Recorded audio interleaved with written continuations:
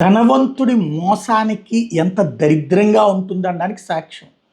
పెద్ద పెద్ద ఆధ్యాత్మిక ఉపన్యాసాలు ఇస్తూ పెద్ద పెద్ద కార్యక్రమాలు చేసేటటువంటి సుబ్బరామిరెడ్డి ఎంత మోసం చేశారు, ప్రజల సొమ్ము ఎంత దోచుకున్నారు అనడానికి సజీవమైనటువంటి సాక్ష్యం. టీఎస్ఆర్ కంపెనీకి 5,700 కోట్ల అప్పులు మాఫీ అవ్వడం, ఆ కంపెనీ 8,100 కోట్లని కెనరా బ్యాంక్ నేతృత్వంలోని అంటే కెనరా బ్యాంక్కి లీడ్ బ్యాంక్ అయింది, మిగతా బ్యాంకులన్నింటికి కలిపి 8,100 కోట్ల అప్పులు తీసుకుని ఎగ్గొట్టారు.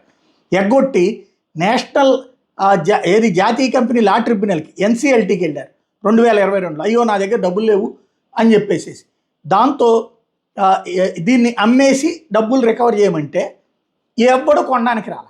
విచిత్రం ఏంటంటే నా దగ్గర ఏం డబ్బులు లేవు, నష్టాల పాలయ్యాను, నేను ఇది వదిలేసుకుంటున్నాను, దీన్ని అమ్మేసుకుని రికవర్ చేసుకోమన్న ఆయన కుటుంబమే 2,400 పెట్టి, అంటే 8,100 కోట్ల రూపాయల సొమ్ముని 2,400 పెట్టి మళ్ళీ వీళ్ళే కొన్నారు.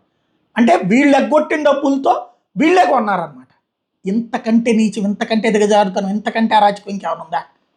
ఒక సామాన్యుడు కనుక అప్పు తీర్చకపోతే నానా తిప్పలు పెట్టేటటువంటి బ్యాంకులు ఇట్లాంటి దోపిడీకి నిర్మోహమాటంగా నిస్సిగ్గుగా సపోర్ట్ చేస్తున్నాయంటే ఏమనాలా? 2,400 పెట్టి కొన్నటువంటి నా 2,400 కోట్లు జమ చేసేసుకుని మిగతా డబ్బులు కూడా పట్టురారా అని చెప్పి పట్టుకెళ్ళి బొక్కలో దొయ్యకుండా చేస్తున్నారంటే ఏమనాలా?